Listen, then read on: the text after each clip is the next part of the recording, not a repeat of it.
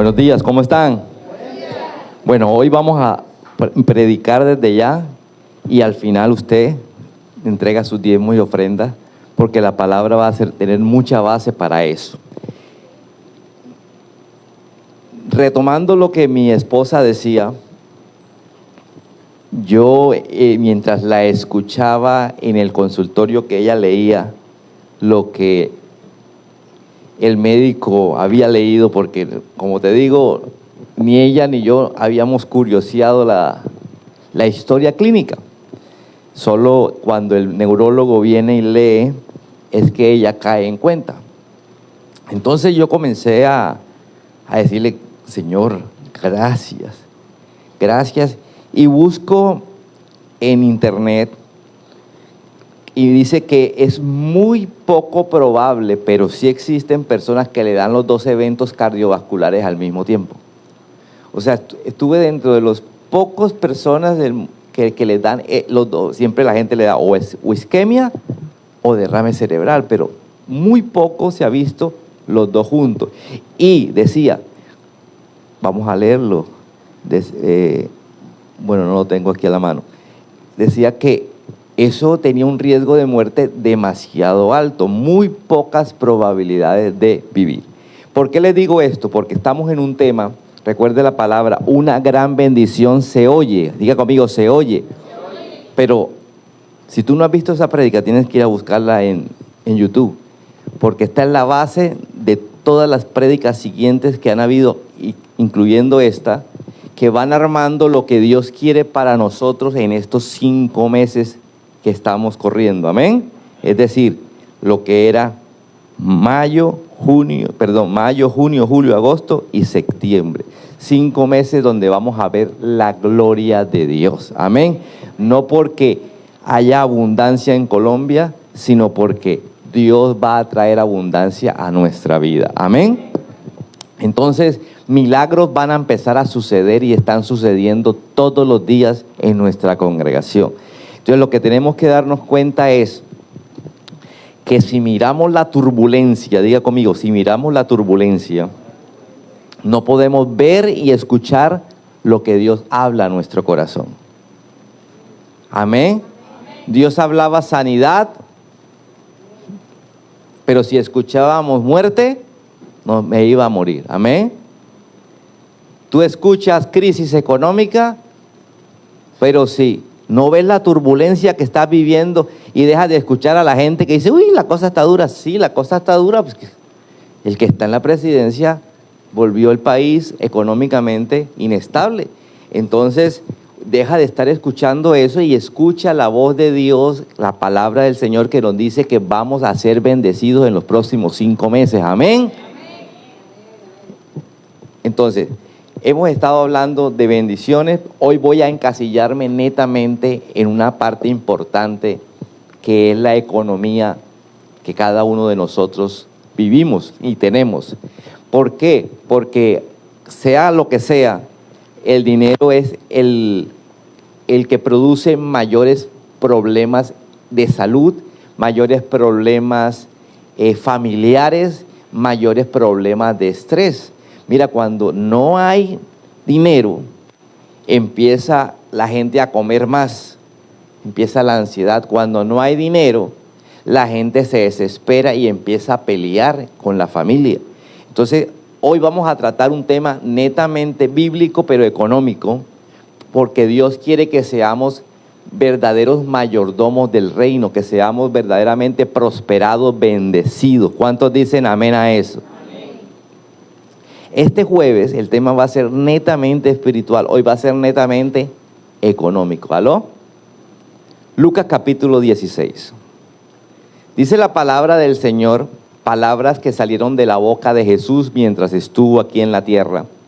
Si son fieles en las cosas pequeñas, también serán en las grandes. O sea, que el que es fiel en las cosas pequeñas, también va a ser fiel en las cosas grandes. Pero si son deshonestos en las cosas pequeñas, no actuarán con honradez en las responsabilidades más grandes. Continuemos. Y si no son confiables con las riquezas mundanas, ojo que está hablando de lo mundano, Él empieza a observarnos. Si nosotros con las cosas del mundo no somos confiables, ¿quién les confiará las verdaderas riquezas del cielo? Diga conmigo, riquezas del cielo. Mira, todos los cristianos esperamos bendición del cielo. ¿Cuántos dicen amén a eso? Pero Dios primero ve nuestra actuar en el mundo con las riquezas del mundo para Él poder soltar una bendición extra abundante que viene del cielo. ¿Aló? Pero dice, si no eres confiable en lo poco, Dios no te puede poner en lo mucho. Dígale al que está a tu lado, hay riquezas que vienen del cielo. Y no como ciertas partes que yo lo he visto, ciertas congregaciones donde vienen evangelistas, le dicen, ponga la mano así, la gente, ahí viene tu carro. No, así no, el carro no va a venir del cielo. La Biblia dice que Dios te da a ti la capacidad de hacer riquezas. La Biblia dice que nosotros vamos a prosperar económicamente de acuerdo al poder que está en nosotros. Y el poder que está en nosotros es el de Jesús. Amén. Entonces, ¿qué es lo que va a ver Jesús? Tu capacidad de honradez, tu capacidad de manejar confiablemente las riquezas del mundo. Diga conmigo, lo que yo manejo aquí. ¿Cuántos quieren bendiciones espirituales? Amén. Económicas espirituales. Amén. ¿Cuántos quieren la abundancia? Amén.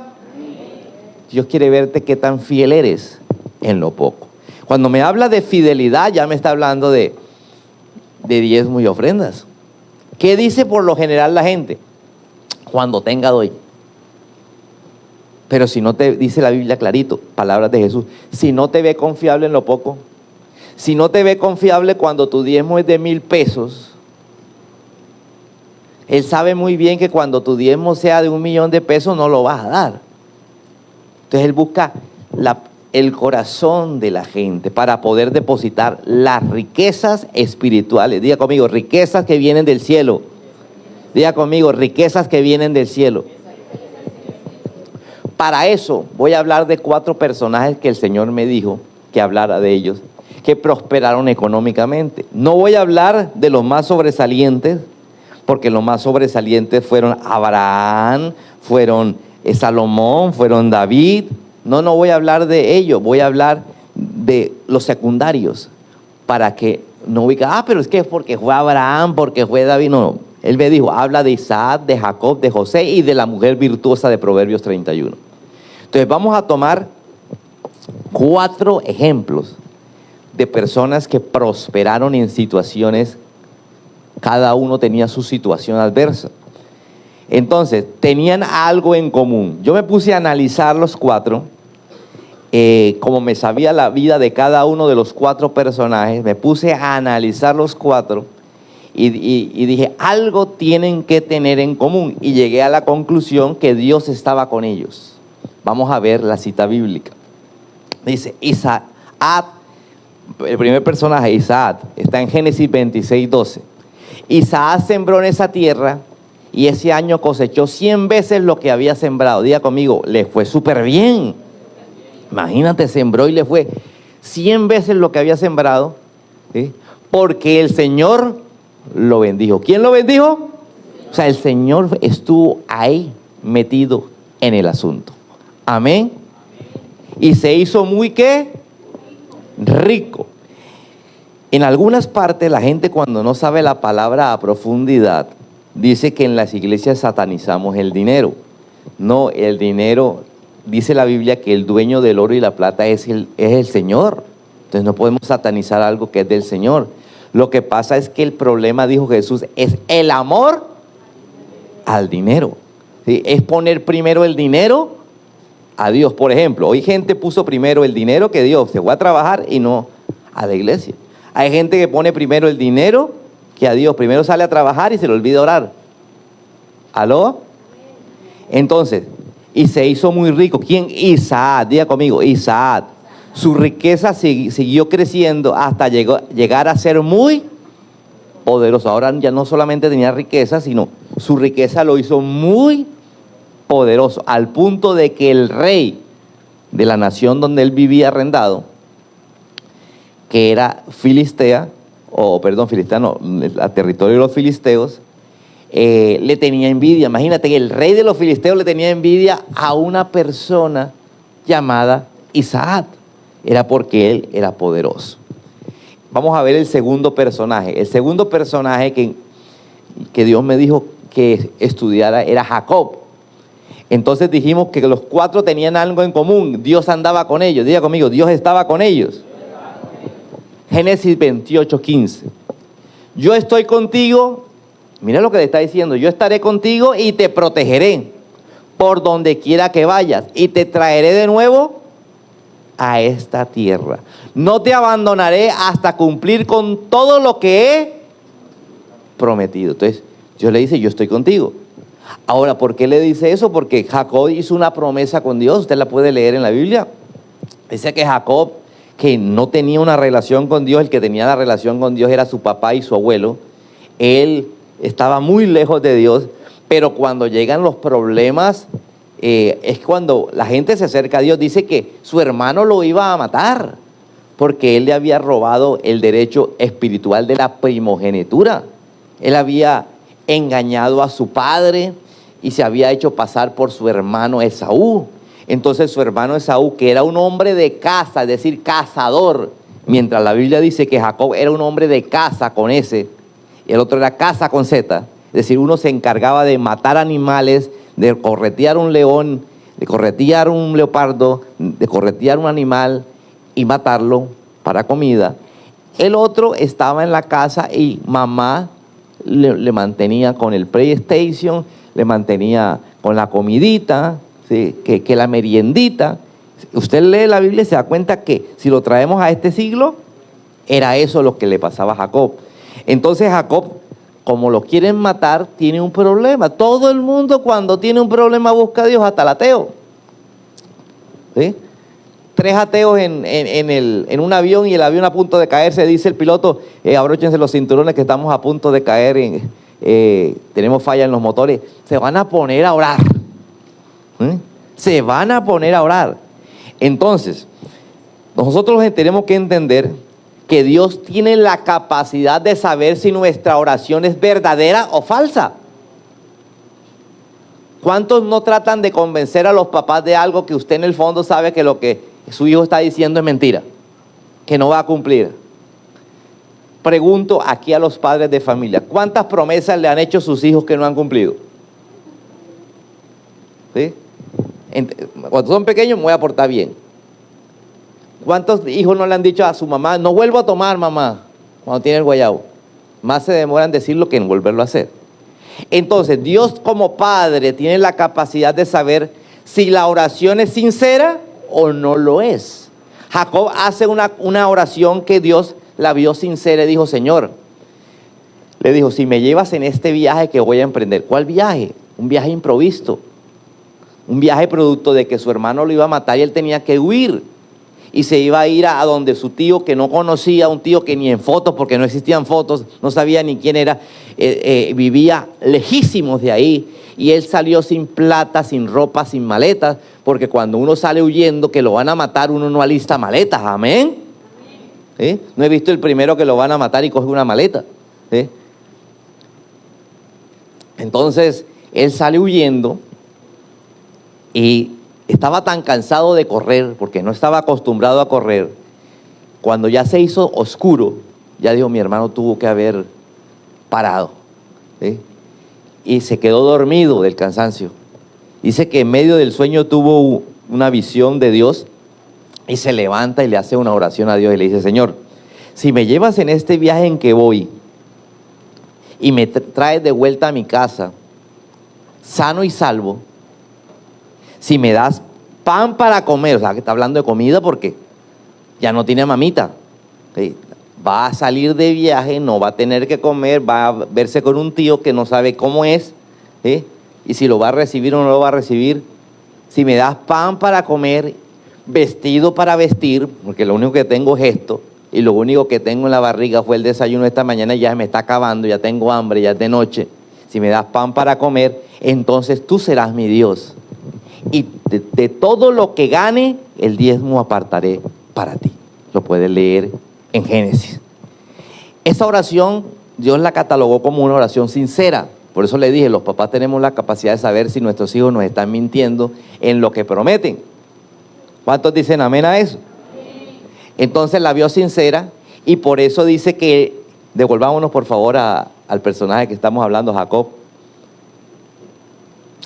Yo estoy contigo, por eso Dios le dice, yo estoy contigo y te protegeré por donde quiera que vayas. O sea, él está respondiendo su oración. Y te traeré de nuevo a esta tierra. No te abandonaré hasta cumplir con todo lo que te he prometido. Ahora vamos al tercer personaje, José. José fue un muchacho que a los 17 años era el penúltimo de 12 hermanos que eran de 4 mamás diferentes. Y resulta que a él lo odiaban, porque al ser pues era realmente el menor en cierta edad, porque estaba en la adolescencia, mientras el otro Benjamín era un bebecito. Entonces nadie se metía con el bebecito porque era bebecito. Se metían con el último, que era el adolescente. Ya los demás eran adultos, eran padres de familia, los demás hermanos eran inclusive abuelos. Entonces dice la Biblia que su padre Jacob confiaba mucho en José y no confiaba en sus hermanos. Mira lo que está diciendo, confiaba en José y no confiaba en sus hermanos. Por eso le mandaba a que vigilara a sus hermanos. Dígale que está a tu lado, lo mismo que leímos de palabras de boca de Jesús, que Dios busca la confiabilidad de las personas en las cosas pequeñas. Amén. Entonces dice que lo mandaba a vigilar el trabajo de los hermanos y le traía razón. Le decía a mi papá, este no hizo nada en el día, este hizo tal cosa, este hizo aquello. Y papá dice que tenía en alta estima a Jacob, al punto de que él le compraba túnicas diferentes. Las túnicas de esa época se caracterizaban por ser unísonas, un solo color, ¿sí? O negras o blancas. Dice que le mandó a confeccionar túnicas de colores. Imagínate, túnicas de marca de colores, mientras todos los hermanos de parte del papá recibieron ropa blanca o ropa negra, al único que le hizo túnicas de colores. Claro que si fuera en esta época no se lo hubiera dado, por problemas de lo que por ahí inventaron, ¿sí? Tratándose de robar los colores del arcoíris, diciendo que el movimiento LGTBI, pero en esa época no existía ese movimiento y por eso le dio la túnica de colores, porque era confiable en los trabajos que le mandaba a hacer. Amén. Diga conmigo, confiable. Entonces, el cristiano debe ser confiable en las riquezas mundanas, en lo que te ponen a administrar en el mundo. Nosotros desde pequeños nos dan responsabilidades, nos dicen vaya a la tienda, compre esto, esto y aquello, entonces usted vaya a hacer el mandado. ¿Qué tan confiable eres para devolver los vueltos? Desde ahí empieza todo. La confiabilidad en las riquezas del mundo. ¿Por qué? Porque estamos en el mundo. Diga conmigo, estamos en el mundo. Entonces, ¿qué tan confiable fuiste cuando pequeño? ¿Qué tan confiable fuiste en la adolescencia? ¿Qué tan confiable fuiste en la edad adulta? Esa confiabilidad Dios la ve para mandar las riquezas que vienen del cielo, es decir, las puertas que Él abre de oportunidades. Hay gente que dice, ay, pero es que a mí en lugar de abrirse se cierran las puertas. Claro, porque es que usted no es confiable desde el punto de vista de Dios. ¿Aló? Amén. Porque lo primero que uno tiene que ser confiable es con los padres. ¿Amén o no amén? Y la confiabilidad del padre es a través de hacer cuentas. ¿Para qué es el diezmo? Si usted lee el diezmo, dice que es el 10% de todos nuestros ingresos. Eso quiere decir que papá te quiere ordenado, diga conmigo, ordenado en las finanzas. Que usted sepa exactamente cuánto recibió, porque para sacar el 10% de todos los ingresos tengo que ser ordenado y saber que por aquí recibí, que por acá recibí. ¿Aló? Entonces Él quiere ver tu confiabilidad. Tú sacas las cuentas, sacas el 10%, depositas el 10%, le das ofrenda al Señor y Él empieza a observar la confiabilidad que veía ¿en quién? En José. Entonces dice, el Señor estaba con José y él llegó a ser un hombre exitoso mientras vivía en la casa de su amo egipcio. Diga conmigo, exitoso y era esclavo. Pastor, ¿dónde dice que era esclavo? Que si usted lee el contexto, Potifar compró a José porque sus hermanos vendieron por plata a José. José fue vendido a los madianitas, que eran los mercaderes que iban en caravanas de país en país vendiendo la mercancía. Dentro de esto tenían de mercancía a los hombres, que en este caso José, lo vendieron a un hacendado llamado Potifar, pero en medio de ser esclavo, era exitoso en sus labores de esclavo. Diga conmigo, exitoso en su labor de esclavo. Te pregunto, ¿tú eres exitoso en tu labor de doctor, de enfermera, de cobrador, de oficios varios? ¿Qué sé yo cuál es tu actividad? Pensemos, ¿fuimos exitosos? Es decir, vamos a seguir leyendo. El Señor estaba con José y él llegó a ser un hombre exitoso mientras vivía en la casa de su amo egipcio. Sigamos, por favor. Y después dice que Potifar veía a José y decía, es que tu Dios, desde que tú estás conmigo, mi hacienda ha prosperado. Diga conmigo, desde que José llegó a la casa de Potifar, las finanzas de Potifar prosperaron. Mira lo que te voy a decir. Si usted está en una empresa y la empresa no prospera, y usted está a cargo de alguna área que tiene que prosperar la empresa, Dios no lo va a ver a usted confiable. ¿Aló? Amén. El Potifar dijo, es que desde que tú llegaste a mi casa y empezaste a manejar, yo te pasé la Biblia dice que limpiaba letrinas. Una cosa es limpiar un inodoro, muy diferente a una letrina. Una letrina tiene un depósito donde usted tiene que sacar literalmente eso y botarlo en otra parte. O sea que era un trabajo para un niño de 17 años, un trabajo pesado. Diga conmigo, pesado. ¿Por qué? Porque él venía de un padre adinerado, acomodado, porque el padre de él era Jacob. Ya usted vio que Jacob fue prosperado por Dios. Entonces, no era fácil ponerse a hacer esa actividad, pero en medio de esa actividad la hacía tan bien que Potifar dijo, no, esto es un desperdicio yo tener un muchacho de esto. Mira cómo me deja de limpio las letrinas. Nadie me había dejado, voy a ponerlo mejor a administrar mi hacienda. Y lo puso de administrador de la hacienda. Y dice, wow, desde que llegó este joven, todo prospera, todo va sobre ruedas. Diga conmigo, se esforzaba. Amén. Y fuera de eso, Dios estaba con él. Vamos a cambiar de personaje, vamos para el cuarto personaje, mujer virtuosa. Porque alguno me dirá, pastor, yo soy mujer y usted no ha hablado de las mujeres. Bueno, vamos a Proverbios 31, versículo 30. La mujer virtuosa era una mujer modista desde su casa, porque tenía familia, tenía esposo y tenía hijos.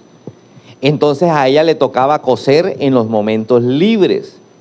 Dice la Biblia que ella compraba telas, cosía y después iba y vendía la tela a los mercaderes.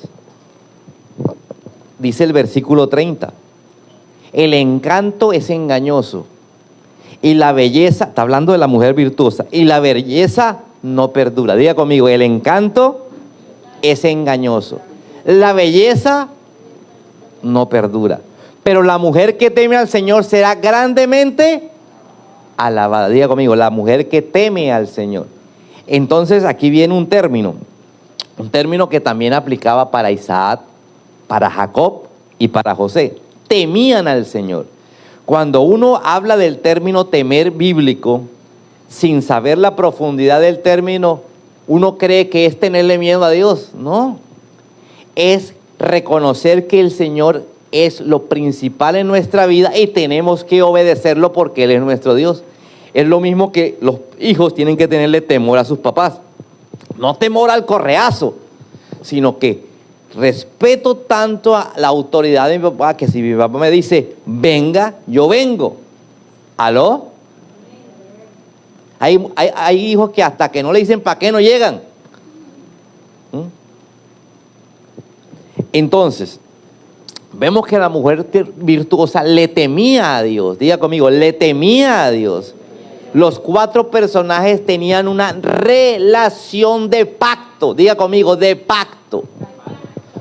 Por eso se llama antiguo pacto y nuevo pacto. Los pactos, si usted lee, se llaman, los pactos siempre tienen que tener sangre. No puede haber un pacto sin sangre. El pacto del Antiguo Testamento es a través de la sangre del prepucio de los hombres que se circuncidaban. En el Nuevo Testamento Jesús pone la sangre. Diga conmigo, Jesús puso la sangre. Jesús puso la sangre. Por eso, mis amados, hay algo que se llama pacto histórico, porque hicieron pacto con las tinieblas, con sangre. Sigamos con el tema, no nos desviemos. Los 4 fueron formados, diga conmigo, tuvieron que tener una formación. Dile al que está a tu lado, si una persona no es formada, no va a ser colocada como administrador en la abundancia. Vamos a ver cómo fue formado Isaac. Isaac fue formado en la presión extrema. Imagínate que se murió Abraham, que era el papá. Isaac crece, tiene sus rebaños y aparece una presión externa, extrema. Hubo hambre, hubo crisis. Una cosa es cuando uno era pequeño y la crisis la vivió el papá y la enfrentó el papá. ¿Aló? ¿Cuántos saben que en su casa hubo crisis cuando ustedes eran pequeños? Pero una cosa es eso, otra cosa es cuando a usted le toca enfrentarla. Resulta que hubo crisis y él tenía que alimentar a su personal, tenía que alimentar a sus animales porque si no se morían. Entonces él tenía que tomar decisiones y moverse y decidió irse para Egipto. Él analizó, averiguó y en Egipto sí había lluvias y por lo tanto el río Nilo, que era un valle fértil porque era el río más largo del mundo, se iba a desbordar y eso hacía que toda la ribera fuera fértil. Él analizó eso y dijo, me voy para allá, tengo que solucionar el problema. Diga conmigo, tengo que solucionar el problema. Pero mientras decidió ir a solucionar el problema, porque donde él vivía había escasez, la tierra era semidesértica. Te voy a explicar qué es una tierra semidesértica, como la de Soledad de nuestro municipio donde vivimos, que usted siembra una matica y esa pobre mata, no estoy hablando en una matera, estoy hablando en la tierra, en el suelo, ¿sí? Esa pobre matica usted le echa agua, le echa abono y nada, ¿eh? ¿Por qué? Porque este terreno es un terreno malo, hablando desde la composición química. Lo que es el terreno de Malambo y Soledad es un terreno malo, pero si ya nos vamos un poquito más allá, ves cómo cambia la arbolización a partir de... ¿Cuál es el pueblo que sigue después de Malambo? Sabana Grande. Vemos un Sabana Grande que tiene ganado, un Sabana Grande que tiene árboles. ¿Aló?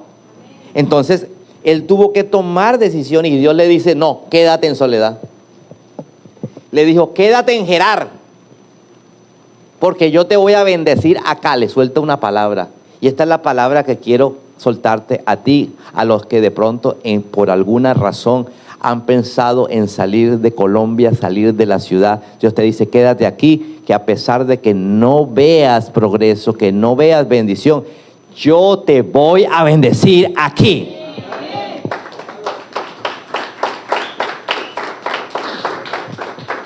Entonces ahora Isaac tenía una presión. ¿Cuál era la presión? Dios me dijo que me quedara. Mientras tanto, mis colaboradores, los que trabajan conmigo, me van a presionar. Me van a decir, ajá, jefe, no que nos íbamos, aquí no llueve, la tierra está árida, porque ellos necesitaban cultivos, pastos para alimentar el ganado y para alimentarse ellos, porque eran muchos. Entonces iba a haber la presión de la gente. Diga conmigo, le tocó aguantarse la presión de la gente. ¿Aló? Tal vez la presión de la familia. Uno no sabe la mujer que le decía, Mi hijo, pero recuerda que tu papá también se fue para Egipto. ¿Sí? Vámonos para Egipto. Porque como Dios no le había hablado a la mujer, sino le había hablado a él. ¿Alguien me está entendiendo? Amén. Cuando Dios te habla a ti, Dios no le habló a tu papá, Dios no le habló al suegro, Dios no le habló a tu amigo. Y por eso lo que tu amigo, tu suegro o tu papá te dicen es completamente contrario a lo que Dios te dice. ¿Aló? Amén. Entonces él tiene que vivir bajo esa presión. Una presión económica, una presión de la gente. ¿Está usted dispuesto a enfrentar la presión de la gente? ¿Está usted dispuesto a que le digan, bueno, ¿y qué? ¿No me piensa pagar? Y usted en ese momento no tiene recursos. A que la mujer le diga, ajá, ¿y que no piensa traer comida? ¿Está usted dispuesto a vivir bajo esa presión? Solo los que son capaces de vivir bajo presión van a ser bendecidos por Dios. ¿Aló? Amén. Vámonos a Jacob. Jacob fue formado en la injusticia y en el trabajo duro. Mientras Isaac era su propio jefe, él tenía su ganado, Jacob le tocó ser empleado. Dice que llegó a la tierra de Ur de los Caldeos, que fue una de las primeras ciudades del mundo entero de las civilizaciones antiguas, que era próspera, y se encuentra con su tío, y su tío lo pone a trabajar. Y el tío se vio muy agradado porque necesitaba a alguien de confianza. Él dijo, bueno, si este es hijo de mi hermana, tiene que ser de confianza. ¿Sí? Aunque no lo conocía, diga conmigo, tiene que ser de confianza. Uno espera que la familia sea de confianza, la familia en la fe sea de confianza, pero muchas veces no lo es. Pero Jacob resultó de confianza. Dice que Labán le dijo, desde que llegaste a trabajar conmigo, mi ganado se ha multiplicado. Dime cómo quieres que negociemos un nuevo contrato para que ganes más, porque es que a ti te va bien, pero era porque Dios estaba con él. Entonces, él va y ora a Dios y Dios le dice, ofrécele esto a tu tío. Y él le dijo, mira, yo necesito que todas las ovejas que a partir de hoy nazcan rayadas, moteadas, pintadas, con rayas, con pepas, con bola, sean mías, y las blancas y negras sean tuyas. Pues Labán se rió y dijo, una oveja con bola, una oveja con raya, una oveja. ¿Sí? Listo, ¿dónde firmamos? Vamos a firmar de una vez. ¿Sí? Pero Dios le había dicho cómo iba a prosperar. Y resulta que las ovejas empiezan a parir y salían con una manchita acá, con una bolita por acá, con una rayita por acá. Y el ganado empezó a ser de Jacob. Diga conmigo, empezó a enriquecerse Jacob. ¿Por qué? Porque aguantó la presión. Hay gente que no aguanta la presión, y cuando no aguanta la presión se desespera y grita. ¿Aló?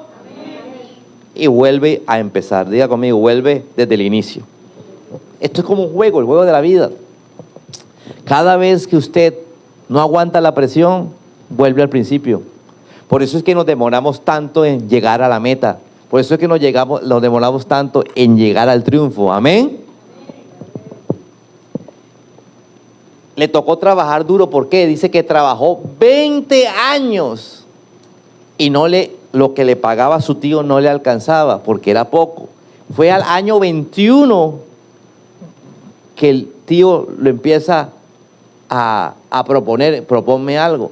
Y dice que Jacob empezó a prosperar, y el tío en ese lapso de un año le cambió el contrato 10 veces porque le parecía mucho lo que ganaba. Parecido a la sociedad, ¿verdad? Donde el jefe dice, no, ya está ganando mucho, entonces te mete con más trabajo o te cambia el contrato. Dile que está a tu lado. Parecido. ¿Okay? Entonces Jacob, ¿qué hizo esa presión? Hizo que Jacob tomara una decisión. Jacob dijo a la mujer, le dijo, ¿sabes? Ya no quiero ser más empleado, ya llevo 20 años trabajándole fiel a tu papá. Voy a planear un negocio, voy a salir adelante por mis propios medios, porque así como soy capaz de hacer prosperar la hacienda de tu tío, yo soy capaz de prosperar lo mío. Amén. Entonces ahí es donde vienen las cosas. ¿Qué es lo que nos mete en la sociedad? Odio a los que tienen. Es que tú también puedes tener. ¿Aló? Amén. El problema es que no te has ganado el favor de Dios para tener. Porque para ganarte el favor de Dios, Dios te tiene que ver que seas fiel en lo poco, ¿aló? Fiel en ese empleador como Labán que explotaba a Jacob, que lo ponía a trabajar, ¿sí?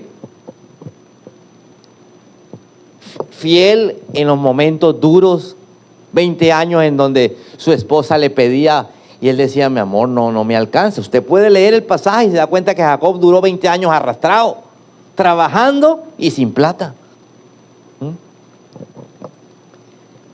Entonces aparece el tercer personaje, José.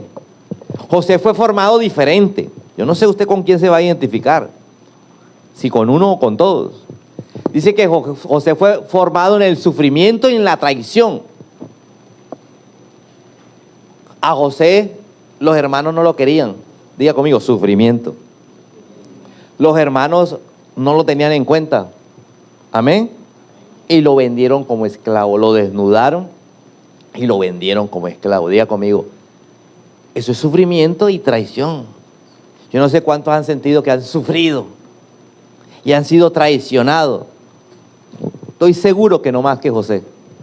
Porque a pesar de que tú has sufrido, no creo que al punto de José, que teniendo 17 años lo venden como mercancía, como esclavo, y termina en una hacienda en otro país, en otro continente, en Egipto, sí, limpiando las letrinas del propietario de la hacienda. Amén. Yo sé que tú has sufrido y yo también, pero no al nivel de José, porque entre más sufrimiento es porque Dios nos quiere más preparación. Diga conmigo, más preparación. ¿Aló? Así que no digas por qué sufro tanto, sino para qué sufro tanto. Amén. No pregunte por qué me toca tan duro, sino para qué es esto tan duro. Amén. Porque vemos que los tres tuvieron situaciones diferentes de formación. Fueron formados de una manera diferente. Ahora, dice que José, después de ser exitoso en la hacienda de Potifar, Potifar lo termina metiendo en la cárcel. ¿Por qué? Porque la mujer lo acusa de abuso sexual, donde él no abusó de su mujer, al contrario, se negó. Y la mujer le dio tanta rabia que como se negó, lo acusó y le dijo al marido que lo metiera en la cárcel. Y lo metieron en la cárcel. Dice que José en la cárcel. ¿En dónde? No hay cárcel bonita, y menos en la antigüedad. Amén. Si hoy las cárceles son asquerosas, imagínate en ese tiempo. Y dice que José se ganó el favor del carcelero, a tal punto que el carcelero le entregaba las llaves para que administrara la cárcel. Se ganó la confianza. Dígale al que está a tu lado, ¿qué tanta confianza tú te ganas en la gente? ¿O eres el que te dan el dedo y te cogen la mano? ¿Sí? Entonces, ¿quién estaba detrás de todo? Dios, mirando qué tan confiable es. Y resulta que en la cárcel, él empezó a administrar la cárcel y seguía siendo preso. Y no se le pasó por la cabeza escaparse ni hacer un motín para escapar a los presos y cobrar. Mira, yo tengo la llave, si quieres, págame tanto y te saco de aquí. Diga conmigo, fue encontrado confiable. Mira esa palabra, confiable. Te digo, ¿qué tan confiable eres tú? ¿Qué tan confiable eres para Dios? Que hoy le dices, Señor, te serviré toda la vida, y mañana dices que no. ¿Qué tan confiable eres para Dios que hoy le dices, Señor, a partir de hoy yo ofrendo, y nunca ¿sí? Das verdaderamente ofrenda? Desde hoy diezmo, desde hoy oro, desde hoy ayuno. Amén. Desde hoy me congrego. Pero José era confiable. Fue formado en el sufrimiento y en la traición. Ahora veamos la mujer virtuosa. La mujer virtuosa fue formada en la disciplina y la constancia diaria. Diga conmigo, ser disciplinado, autodisciplinado, no fue que se lo impusieron. Ella se impuso ser disciplinada y constante. Diga conmigo, disciplinada. Era madre de familia, tenía un esposo que atender, tenía hijos que atender. Usted lo puede leer en la historia a partir del versículo 16 del capítulo 31 de Proverbios. Y dice que esta mamá cuidaba a sus hijos, estaba pendiente de sus hijos y compró un telar y empezó a coser. El telar era algo de madera grande donde tejían. Hoy equivale a una máquina de coser. Compró su máquina de coser, ¿sí? Y dice que se puso a comprar telas. ¿Cómo? Tuvo que tener la disciplina de ahorrar. Diga conmigo, ahorrar. Entonces el marido le daba plata para la comida y ella sacaba ahí los 1,000 pesos. Le daba plata para esto y ella sacaba ahí los 2,000 pesos. ¿Aló? Ahorró y compró la máquina, compró el telar. Diga conmigo, tuvo que ser disciplinada. ¿Cuántos aquí son disciplinados? Amén. Por ejemplo, le voy a hablar al liderazgo. Todos los años en la misma época viajamos al mismo lugar, que es Centro Mundial de Avivamiento, al Congreso. ¿Qué tan disciplinado eres que sabiendo que llegas del viaje tienes que desde el mismo junio empezar a ir apartando y ahorrando para que cuando llegue el año entrante el Congreso no estés apurado buscando plata? ¿Aló? ¿Amén? Diga conmigo, ella era disciplinada. Así se formó. El otro se formó en el sufrimiento, el otro en la presión, ¿sí? El otro en el problema. Amén. Entonces, dice la Biblia que siguió siendo disciplinada. ¿Por qué? Porque ella empezó a guardar dinero de la modistería. Ella empezó a comprar tela, la cosía, iba y buscaba quién se la compraba y de las ganancias guardaba. A tal punto que pudo comprar un terreno. Diga conmigo, compró un terreno y lo puso a producir, que no es lo mismo. ¿Sí? Dice que contrató toda una cuadrilla de gente para que le trabajara el terreno. Ahora, la modista, que le tocaba sacar de 1,000 pesos para comprar su máquina de coser, ahora le tocaba sacar la nómina de varios jornaleros y de las empleadas que había contratado en su casa, porque si usted lee ahí el pasaje, se da cuenta que ella contrató empleadas en su casa porque necesitaba más tiempo y seguir pendiente de sus hijos. Y dice que aún se levantaba más temprano, diga conmigo, más temprano, alistaba las cosas de la casa, le daba instrucciones a sus criadas para las labores diarias, cuidaba de sus hijos, los mandaba a estudiar y cuidaba de su esposo. ¿Aló? En ningún momento descuidó la familia, en ningún momento descuidó al marido. Amén. Porque las necesidades del marido son diferentes a las necesidades de los hijos. Los maridos necesitan algo en la noche que no necesitan los hijos. Amén. Entonces dice que ella era disciplinada y se veía la luz prendida desde tempranas horas de la mañana, ¿sí? Porque tenía que coser. Entonces ella dice, mientras se levantan, mientras llega la hora de alistarlo al colegio, 2 horas que cosa. Y adelantaba, ¿sí? Ahorraba. Entonces compra un terreno, pone a producir, era un viñedo, y empezó a venderle uva a los productores de vino.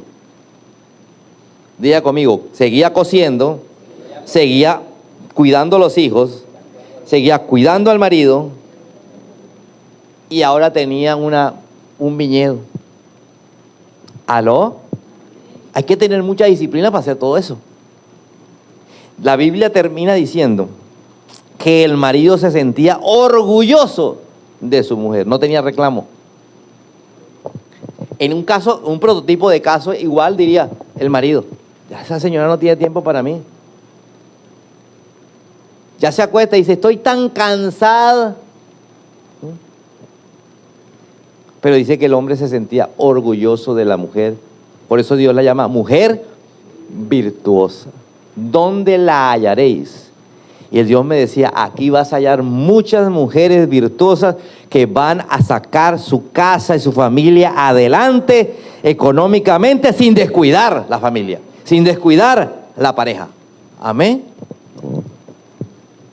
Tercero, cosa en común que encontré, yo me podía a pensar anoche, ¿qué más tienen en común? Y llegué a esta conclusión. Dios le confió la administración de algo. Es decir, si vemos el caso de cada uno, Dios le dio a administrar algo. ¿Por qué? Por los requisitos anteriores. Como cumplían los requisitos anteriores, diga conmigo, si yo cumplo los requisitos anteriores, Dios me va a poner a administrar algo. Todos fueron personas a quienes Dios le confió administración de algo antes o mientras prosperaba. Vamos a analizar cada caso. Isaac administró tierra, ganado y personas. Era su tierra, su ganado y su personal. Lo administró como dueño. Ahora Jacob administró las ovejas de su tío como empleado, como asalariado. Y después administró las suyas.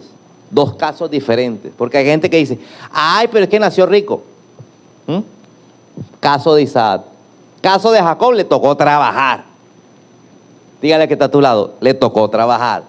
Lee la Biblia, dice que con 20 años trabajando, que no le alcanzaba, hasta que tomó la decisión de que Dios lo ayudara con su negocio propio. José trabajó, él nunca fue propietario.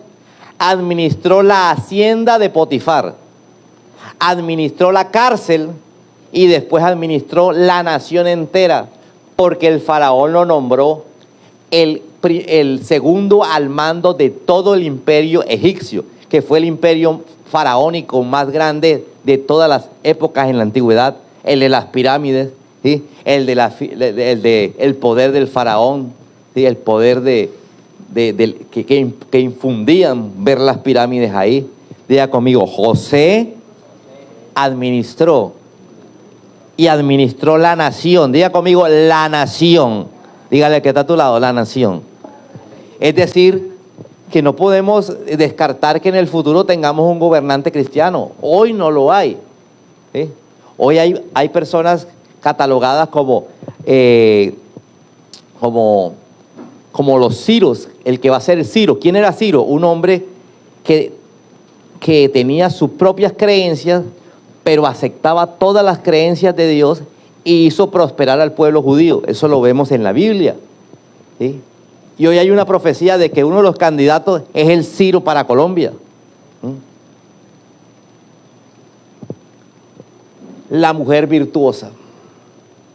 ¿Qué administró la mujer virtuosa? Primero su casa. Dile que si no administras tu casa, imagínate. ¿Aló?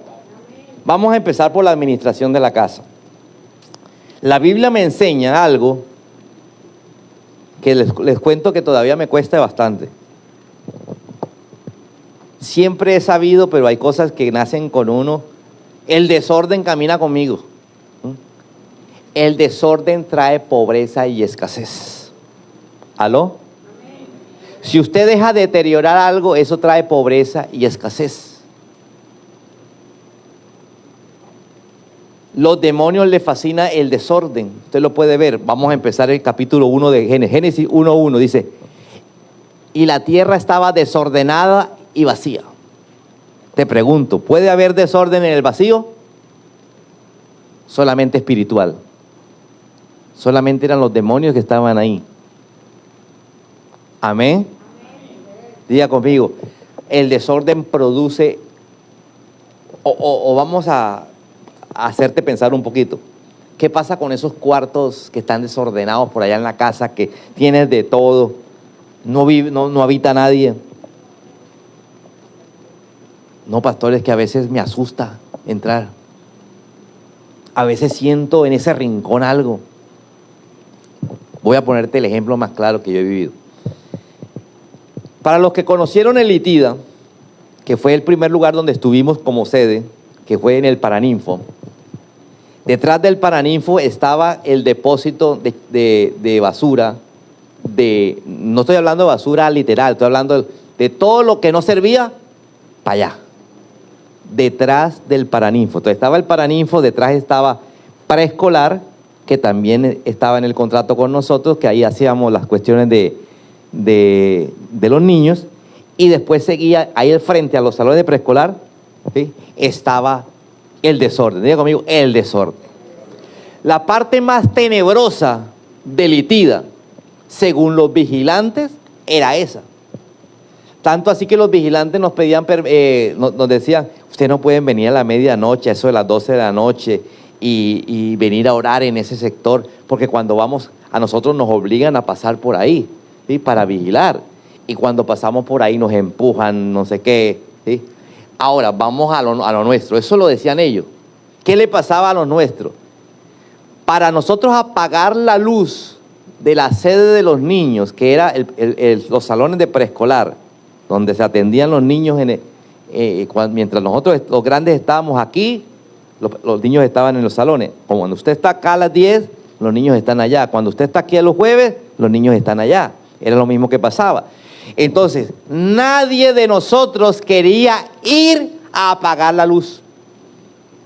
Para apagar la luz había que entrar al salón y bajar los tacos. Entonces optamos no por flojera, por meter la mano por la ventana, empinarse y hacer así. Y nadie quería ir. ¿Por qué? Porque todo el que iba lo tocaban, lo empujaban.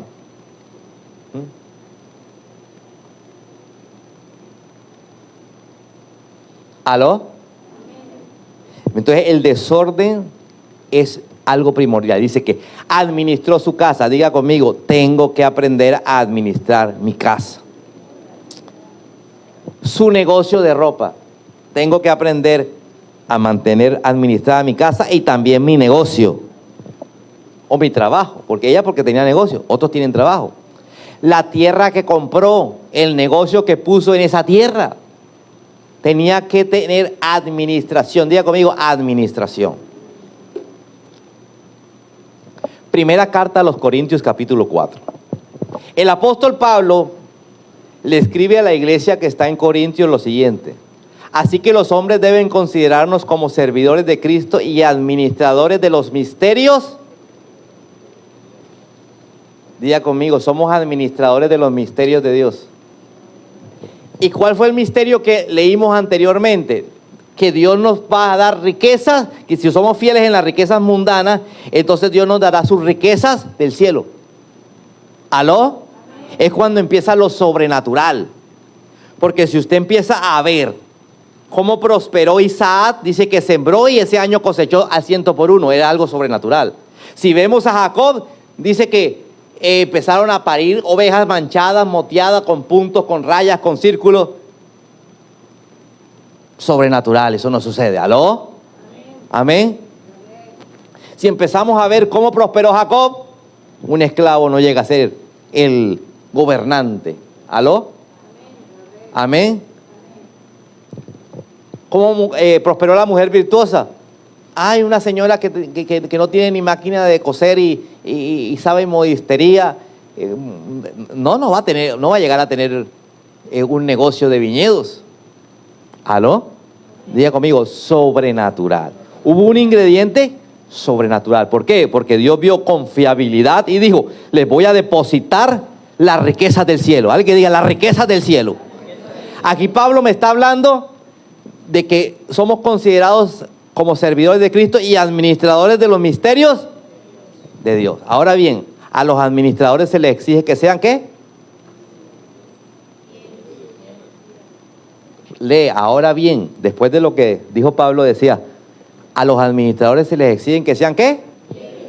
Enseguida me acordé de la parábola de los talentos. Y a uno le entregó 1, al otro le entregó 2 y al otro le entregó 5 talentos, cada uno según su capacidad administrativa. Entonces, averigüen, ¿a qué equivale un talento? Talento es una unidad monetaria equivalente a tantos kilos de plata. Pueden haber talentos de plata, talentos de oro y talentos de bronce. Lo más común era el talento de plata. Entonces, un talento equivalía a 600 denarios, diga conmigo, 6.000 denarios. ¿Qué es 6.000 denarios? Si el denario era el sueldo de un día, quiere decir que un talento equivalía al sueldo de 6.000 días. Y si Dios le entregó a uno un talento, quiere decir que en pesos colombianos le entregó 280 millones. Diga conmigo, a uno le entregó 280, al otro 560 y al otro 1.400. Cada uno según su capacidad. Pero al que le entregaron 280 le dio miedo. ¿Qué tal que los pierda? ¿Y si me extorsionan? ¿Aló? ¿Y si me secuestran? Y le dio miedo y dice que lo escondió en el patio bajo la tierra. Vino el Señor, o sea, Dios. Dijo, siervo, ¿cómo te fue con la plata que te di a administrar? No, Señor, me dio miedo. Usted sabe que con esta inseguridad yo prefiero quedarme en casa. Pero tranquilo, fue al patio, lo sacó. Aquí está tus 280 millones. Le dijo, siervo malo y negligente. En lo poco has sido infiel. Y le dijo, quítenle a ese siervo el dinero y désenlo al que tiene 1.400 millones. Porque el que tiene se le será añadido más, y el que no tiene, aún lo poco que tiene se le será quitado. Diga conmigo, fue confiable para que le dieran 280 millones. Diga conmigo, fue confiable, pero no administrador. ¿Sí ve? Cuando ya le dieron a administrar no fue capaz.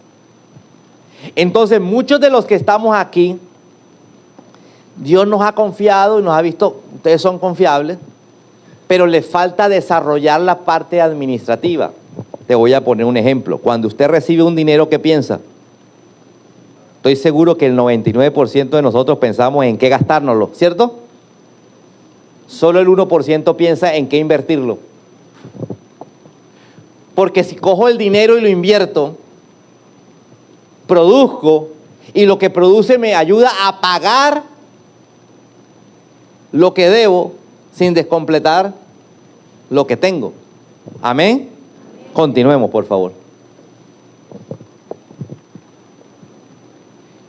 Busqué en Google cuáles son las funciones principales de un administrador. No estoy hablando de un administrador bíblico, un administrador. ¿Qué es lo primero que tiene que hacer un administrador? Planificar. Diga conmigo, planificar. Entonces, ¿qué es planificar? Decía Google que es definir con anticipación qué se va a hacer. ¿Cómo se va a hacer? Diga conmigo, con anticipación. Hay gente que llega a diciembre y dice, hubiéramos ido al pueblo. ¿Y por qué no lo hizo con anticipación? Si lo hubiera podido planear desde el mismo diciembre anterior. ¿Aló? Entonces, el administrador lo primero que hace es planear. Diga conmigo, planear. Pregúntale al que está a tu lado, ¿eres de los que planeas? No, ¿verdad? Entonces, eres confiable, te llegan recursos y los recursos se acaban porque sencillamente no planeaste qué hacer con los recursos. ¿Aló? ¿Qué más dice la definición? ¿Cuándo se hará? Ojo, planean. Ponme del principio la definición, por favor. Definir con anticipación qué se va a hacer. ¿Cómo se va a hacer? Diga conmigo. ¿Cómo se va a hacer? ¿Cuándo se va a hacer? ¿Y con qué recursos? Diga conmigo, ¿cómo? ¿Cuándo? ¿Y con qué recursos? Diga conmigo, ¿cómo? ¿Cuándo? ¿Y con qué recursos? ¿Cuántos dicen, ay? Dios quiere administrarte, ponerte a administrar las riquezas del cielo. Lo que llega sobrenaturalmente. ¿Aló? Lo que tú dices, yo no sé cómo. ¿Aló? Amén. ¿Cuántos quieren bendición sobrenatural? Amén. Segundo, lo que hace un administrador, organizar. ¿Qué es organizar para un administrador? Ordenar y distribuir personas, Diga conmigo, organizar y distribuir personas. ¿Será que tú eres capaz de organizar y distribuir a tu familia? ¿A los que viven debajo del techo tuyo? ¿Aló? Tú haces esto, tú haces aquello. ¿Aló? Si tú aportas tanto, yo aporto tanto, el otro aporta tanto. ¿Aló? Amén. Capaz de ordenar y distribuir personas, recursos y tareas de manera estructurada para que el trabajo funcione en forma eficiente. Diga conmigo, dirigir es la tercera actividad de un administrador. ¿Será que tú eres la persona que diriges o a ti te tienen que empujar? Dile que está a tu lado, si te tienen que empujar, de administrador nada.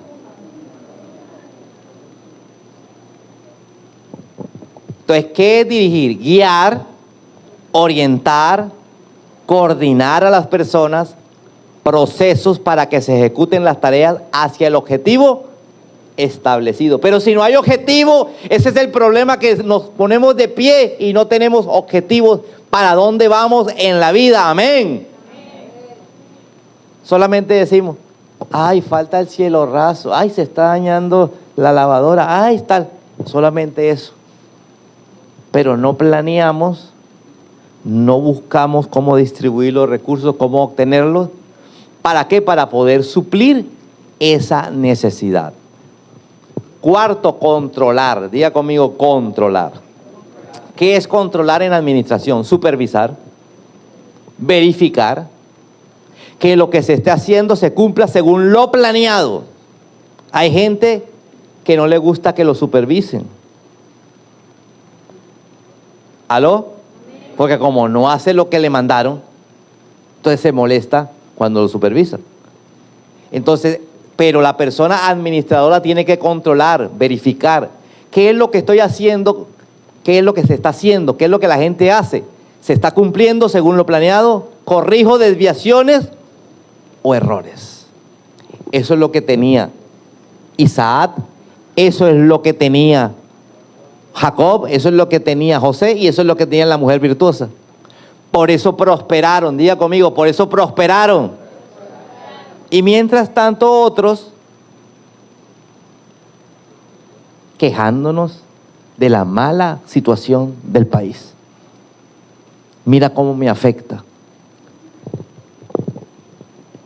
A ti ni a mí nos debería afectar la situación del país, pero nos afecta porque miramos la situación del país antes de mirar al Dios que está por encima de la situación del país. Quinta actividad de un administrador. Administra recursos. Ojo, cuando se habla de recursos se está hablando de dinero. Gestionar, cuidar, utilizar en forma adecuada los bienes, dineros, tiempo, personas o materia que se ha confiado. Yo, en lo particular, te confieso, yo no cuido los recursos. Yo tengo un peso en el bolsillo y me lo gasto. No sé cuántos por ahí habrán como yo. ¿Sí? Y por ser como yo, estamos como yo. Es decir, Señor, ¿qué pasa? ¿Aló? Amén. ¿Aló? Amén. Porque no cuidamos el recurso. Y no lo utilizamos en forma adecuada. ¿Qué cosa? Los bienes, el dinero, el tiempo. Entonces hay que mirar en qué estoy fallando como persona cristiana que soy. El por qué no he prosperado de forma sobrenatural y otros sí. Amén. Dile al que está a tu lado, Dios quiere confiarme sus riquezas del cielo. ¿Cuántos quieren las riquezas del cielo? Para eso tiene que ser fiel en las riquezas mundanas, dijo Jesús. Sexto, ser responsable de los resultados. No, es que me fue mal por esto o por aquello. Siempre tenemos una justificación, ¿o no? ¿Cierto? Por ahí tenemos un presidente que le echa la culpa a todo el mundo. Entonces, la sexta característica de un administrador es ser responsable de los resultados, responder por lo que se logró o no se logró con lo que se administró. Diga conmigo, voy a ser un buen administrador.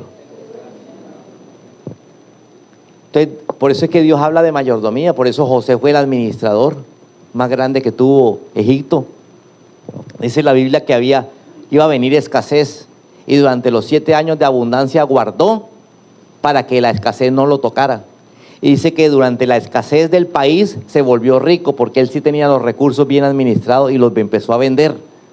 Y la gente de todas partes del mundo venía a comprarle a José el grano. Dile al que está a tu lado, perdóname, Señor, porque no he sido un buen administrador. Perdóname, Señor, porque no he sido confiable contigo. Bounce.